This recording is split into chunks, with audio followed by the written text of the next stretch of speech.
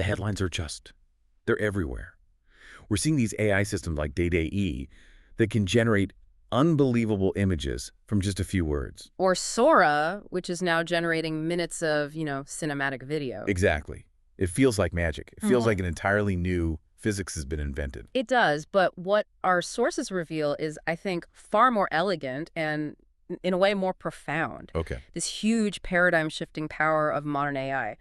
It rests not on some, mystical breakthrough, but on these subtle, mathematically precise tweaks to fundamental calculus. And that's our mission today. For you, the curious learner, we're taking a deep dive right into the AI engine room. We want to reveal how these mathematical optimization techniques, specifically something as essential as momentum act as the ultimate acceleration factor. Right. It's what allows these massive models to actually learn efficiently enough to even matter. We're going to uncover how these tiny, almost invisible changes in the math lead to explosive improvements in learning speed and scale. Okay, let's unpack this. We should probably start at the very foundation. Yeah. The gradients. Yeah. These are the basic instructions a neural network uses to correct itself. It tells it how sensitive its final answer is to every single input. Precisely. You should think of the derivative or the gradient as the language of sensitivity. If you wiggle an input just a tiny bit, the gradient tells you exactly how much the overall result shifts. So it's like the slope of a line that's approximating the function right at that one point. Exactly. Let's ground this with an example. I think the sources use a really simple multiplication function, right? Something like y or x, y equals y's or. Right. And if you plug in some numbers, say $6 with a part all are 4 and at knowledge unknowledge 3, the output is minus 12. Now, if we look at the partial derivative with respect to $6, which is just dollars, we get minus 3. Okay, so what does that minus 3 actually tell you? It quantifies the influence. It means if you increase $6 by a tiny amount, the whole expression decreases by 3 times that tiny amount. So if I'm building a complex system, the gradient is telling me which lever has the biggest impact, positive or negative, at that specific moment. Exactly. Now contrast that with, say, a simple addition function, ixy equals x plus y dollar. Right. Here, the derivative for both $6 is always 1. They always contribute equally. And that kind of simplicity is why we need more clever architecture in deep learning. And that cleverness comes from the nonlinear parts, doesn't it? The most famous one being the max operation, which is at the heart of ReLU, the rectified linear unit. The max gate is absolutely critical. It acts like a router for all that gradient information. A router. Okay, so it's not like the addition function that just passes the signal through to everything. No, the max operation is selective. The gradient becomes 1 for the input that was larger during the forward pass and 0 for the smaller one. I think the key insight there for you, the listener, is the 0. If the smaller value changes a little bit, the output doesn't change at all. The max function is just insensitive to it. It shuts off the pathway completely. If you have a max 2, the result is 4. If you change 2 to 2.0001, the result is still 4. So the gradient path for that input is just shut off. It's 0. And that routing capacity is essential because without it, neural networks are kind of doomed to be simple. Completely doomed. I mean, look at the basic structure. Fully connected networks are just stacks of linear matrix operations followed by these nonlinear activation functions. And if you forget the activation... Well, if you stack 2 linear functions without that activation, say phi w equals w2, w1, and mad, the whole thing just collapses. The math is identical to a single linear operation, phi w equals 3 by mad. So you've just spent millions of cycles training a deep network to do the exact same job as a single, simple linear classifier. Precisely. That nonlinearity, like ReLU, is the only thing that allows the network to learn these complex nonlinear boundaries. If your data is in, say, a circle, a single straight line can't separate it. But with the routing from ReLU, the network can learn those complex shapes. Okay, so the math of gradients gives the network sensitivity in the architecture with things like ReLU, gives it the complexity it needs to actually be useful. But once you have all that set up, that's where the real headache starts. And that headache is that even the most basic optimization process, gradient descent, is just fundamentally slow. The classic analogy is a person walking down a hill, right? Always following the steepest path. Sounds efficient. It does, until the hill turns into a canyon. The technical obstacle you hit in these high-dimensional spaces is something called pathological curvature. Pathological curvature. That sounds like a geological disaster for our little optimizer. What is that actually measuring? It's measuring how stretched and uneven the loss landscape is. Think of these extremely narrow valleys or trenches. Right. When gradient descent gets into one of those, its steps become completely inefficient. The gradient is really steep across the ravine, so it just wobbles back and forth, but it's almost flat along the bottom. So it takes these tiny, timid steps forward. It's just oscillating. Wildly and timidly, yeah. It makes almost no progress. And momentum is the elegant tweak that fixes this. It turns that cautious, wobbling person into a heavy, streamlined object. We shift from the walking analogy to a physical one. A heavy ball rolling down that same hill. Momentum introduces inertia. It remembers where it's been. So it dampens those inefficient side-to-side wobbles. And it causes the process to just barrel through those narrow valleys where the gradient is weak. Now, this shift is what researchers call acceleration.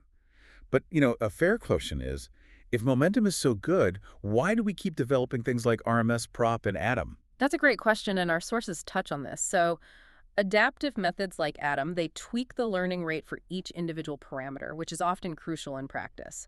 But momentum holds this unique fundamental position. Okay. Nesterov's work showed that this simple inertia idea is, in a very specific mathematical sense, optimal for first-order optimization. It's the theoretical benchmark. And the practical payoff is just massive. The sources highlight that momentum can give you up to a quadratic speedup on many functions. Yeah. That's a game changer when training takes weeks or months. It's a profound jump. The source material even compares its significance to the efficiency gains from something like the fast Fourier transform. This isn't just a slight boost. It's a total re-engineering of the training efficiency. Okay, so let's break down the math behind that quadratic gain. Yeah. It all comes down to quantifying that pathological curvature with something called the condition number. Yes, the condition number, usually written as kappa. Kappa. It's the measure of that trench, that valley distortion we were talking about. But what is it mathematically? How do you measure it? It's the ratio of the largest to the smallest eigenvalue, lambda n over lambda 1. Now, without getting into a whole linear algebra lecture, you can think of eigenvalues as determining the main directions in the loss landscape. Okay, so lambda n is the direction where things change the fastest. That's the steep side of the ravine. And lambda dandan is the direction where it changes the slowest. That's the shallow bottom. So a huge kappa means the sides are terrifyingly steep compared to the flat bottom. You've got extreme pathological curvature. Exactly, and that poor conditioning dictates how agonizingly slow gradient descent will be. Its optimal rate is tied to kappa 1, kappa plus $1. So as kappa gets huge, that rate gets closer to 1, meaning almost no progress. But this is where momentum changes the game. It takes the square root of that distortion. It does. Momentum's optimal rate is tied to square 1 plus $1. This is the magic. This is the quadratic speedup. Momentum essentially square roots the condition number. So if kappa is, say, 1,000, gradient descent is struggling with a factor of 1,000. Well, momentum is only struggling with the square root of 1,000, which is what, about 31? That difference is what lets massive models actually converge in a human lifetime. Which gives us practical guidelines for anyone out there training models. If you know you have poor conditioning, your optimal step size should be about twice that of normal gradient descent. And the momentum term, beta, should be set really close to 1, like 0.999. You're intentionally pushing the system to the edge, speeding toward the optimum right on the knife's edge of divergence, and you're just relying on that inertia to carry you through. But it's not just about getting to the bottom of the hill fast. It's about generalization. Right. And that's where the real-world complexity of noisy data comes in. The sources note that the errors along those difficult directions, the ones tied to the smallest eigenvalues, they converge the slowest, and ironically, they're also the most sensitive to noise. And this is where optimization techniques start to act like regularization techniques. It connects directly to that common heuristic of early stopping. Yeah. By stopping the training early, you're preventing the model from overfitting to those noisy components. Precisely.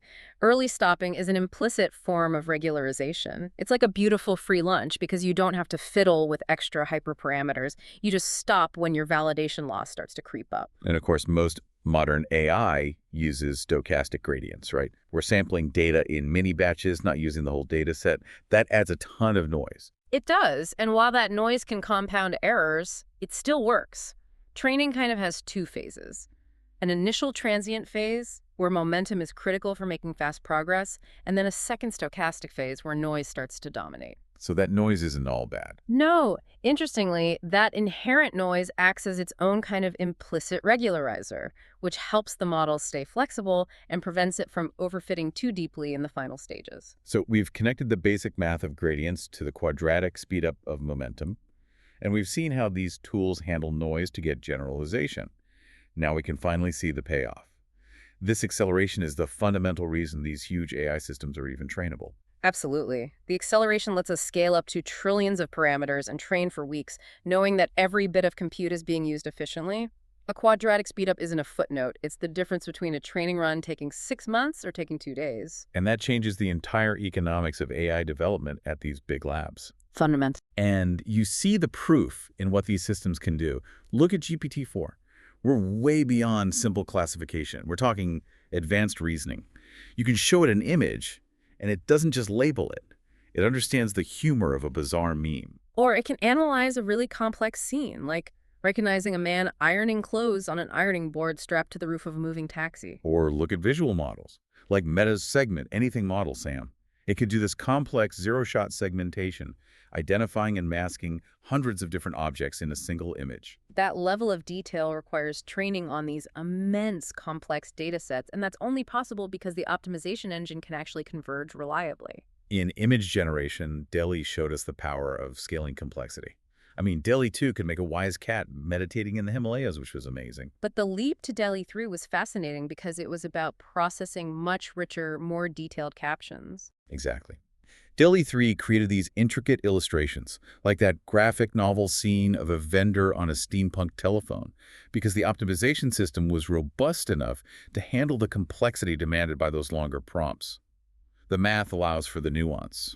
And the current pinnacle of this seems to be Sora, OpenAI's video model. Yeah, it generates realistic, high-fidelity video from text.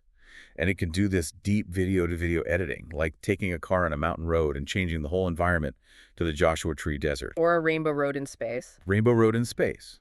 And that capability is a direct result of compute scaling married to optimal training.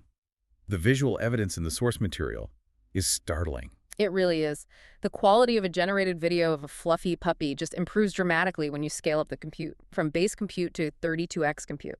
Those efficiency gains from things like momentum ensure that every dollar you spend on more compute translates directly into more learned capability. So what does this all mean?